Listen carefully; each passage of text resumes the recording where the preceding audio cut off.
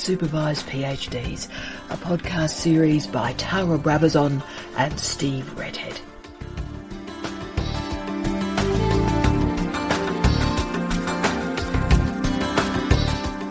Hello, I'm Tara Brabazon. I'm Steve Redhead. And welcome to How to Supervise PhDs, podcast number 8.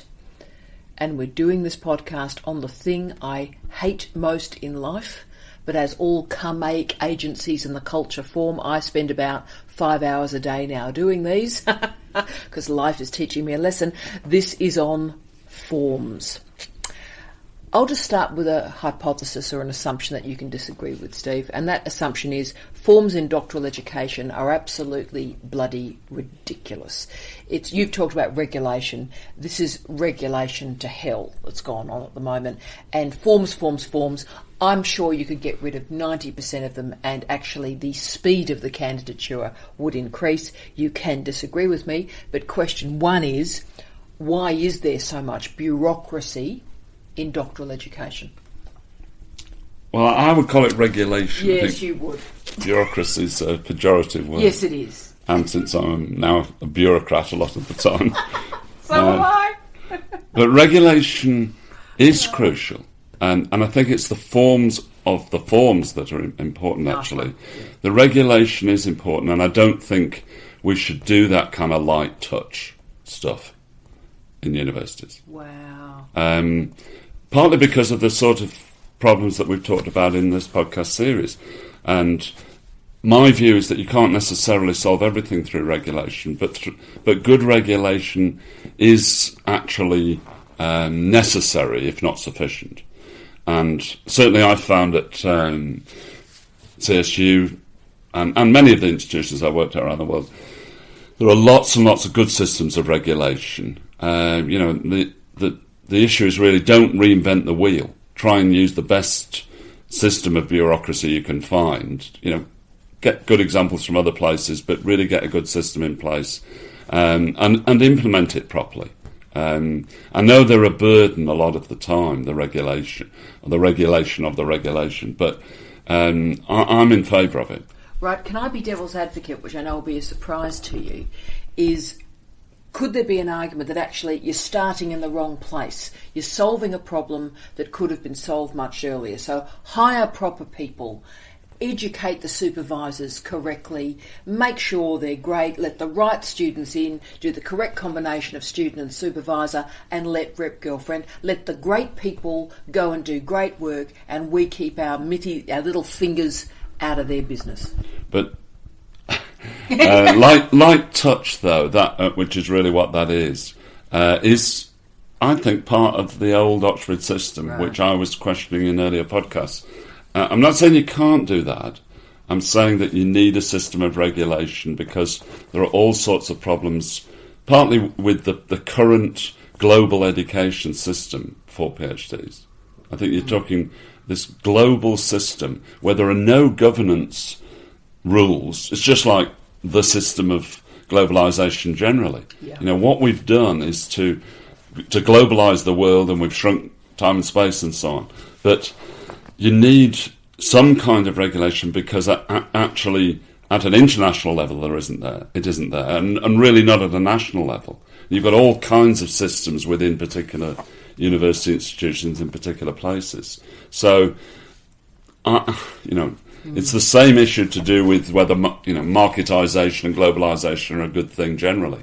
It's the same issue in higher education. I think that's what we're talking about here. It's not just simply, the form and the regulation. It's actually whether you should regulate what could otherwise be just a free marketplace in degrees. And again, you're convincing me. I wish you would stop doing this, because if you think about it, doctoral education is based on an assumption. It's based on trust, in that you see a PhD on someone's CV and you assume a particular standard. We all do. So we may not know the university or we may not know the supervisor, but we assume the process is in place and a level of quality is in place. And you are correct, in the last 10, 15 years, I'm thinking of examiners that we've either known or been involved in, and we've gone, right, well, they've got a PhD, they've got the publications, and then they've examined, and they're a bloody lunatic. Yes. They have no idea what they're doing. They have no idea what they're doing. They don't take into account the regulations that are being sent out to them. And yeah, so, I mean, it's okay, you're convincing me. How is this happening?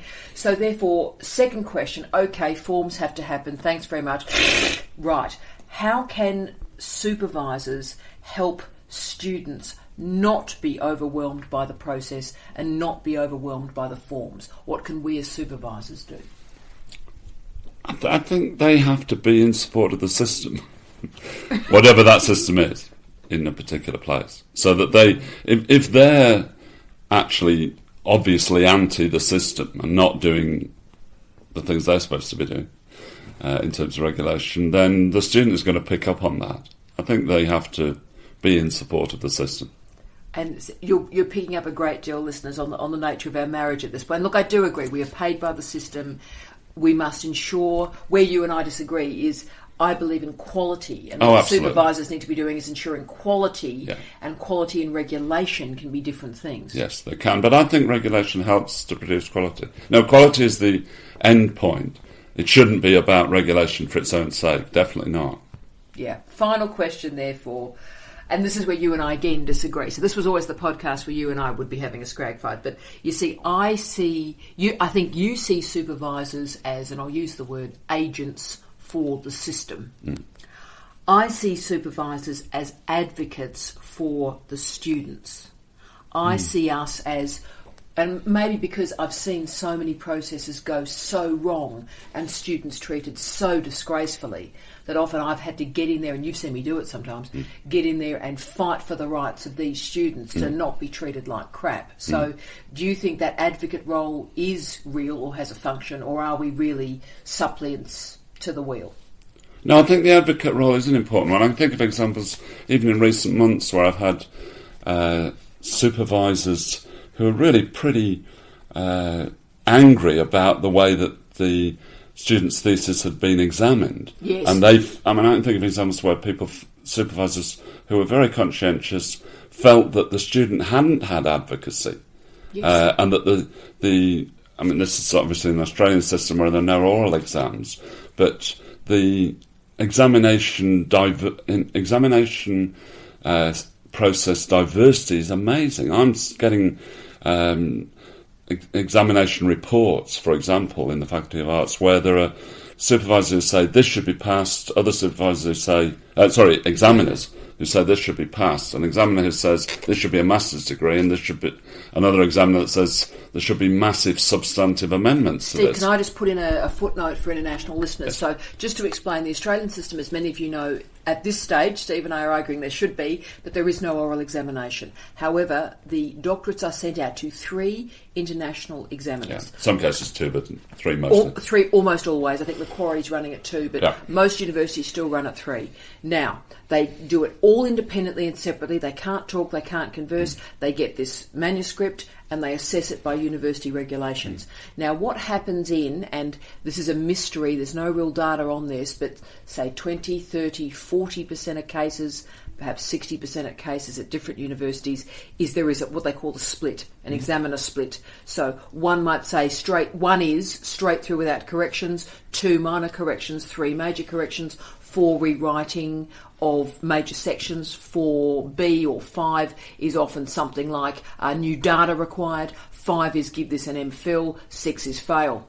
Now you've got 3, you can imagine the algorithms and the permutations of this. And what Steve's talking about is sometimes you get a 1 straight through, you get a 4B, which is you need new data, so you have to go out and do more field work, or a 5 or a 6 fail or MPhil. So what do you do? So therefore, I think you're arguing the supervisor has to be an advocate. Well, I've had examples where the supervisor feels that they have to be an advocate because they feel the student has been mistreated by the examiners and the examination system, and that there has to be some sort of role for them as advocates. Yeah. And as Subdean, I've had to look at that sort of issue. And I think it is important because you can see examples where examiners have been sent regulations which they've not adhered to. That's right. Definitely. Or they've thought something, was a PhD when it was actually a DCOM, or, and there are all kinds of examples like this. But the issue is, should the supervisor be an advocate at some point? And the answer is, I think, yes, and the system within universities should allow that. The trouble is, of course, you have to respect the examiners once they're in place as well. Yeah. So it's a difficult balancing act. And again, my argument is you don't start from there either. It's all right for the supervisors after the act to complain about the examiners. They've chosen the examiners. They have, yeah. And we all know weird things happen, and weird things do happen. You think this person is distinguished and all the rest of it, and they just go crazy. And we've all had just very senior people that just do bonkers things. But it's also this general global higher education issue, which it's manifest in journal refereeing, book refereeing and so on, that people who are doing these jobs very often are not experienced enough to do them, and they don't really know what they're supposed to be doing. So that's a real free-for-all, both in journal refereeing and examining, even though there are regulations. So it is a real problem, and therefore the advocacy role of a supervisor remains important. Yeah, I agree. And one final point I'll make on this one, Steve, is also, and you and I both had this, when you've got students who have perhaps come from disempowered communities as well. So first in family to go through university, women of colour, all sorts of transgenderist communities that you and I have worked through. These guys and girls don't fit the system, and therefore the advocacy role. So, there's these bunch of posh people, and I'll call it what it is. A bunch of posh people go, "Oh, this is what you need to be doing. This is the modality of the discourse." And actually, there are many modalities of scholarship, and that's where the advocacy role, standing up for that right of that student to not be white, middle class, heteronormative from Sydney, pale and male. Pale and male is really important, I think, and just recognising the diversity of pathways to doctorates will be increasingly important. Yeah. Thank you, Stephen. Thank you for listening to this podcast titled How to Supervise PhDs. Please feel free to contact Steve or Tara at Charles Sturt University. We'd love to hear from you.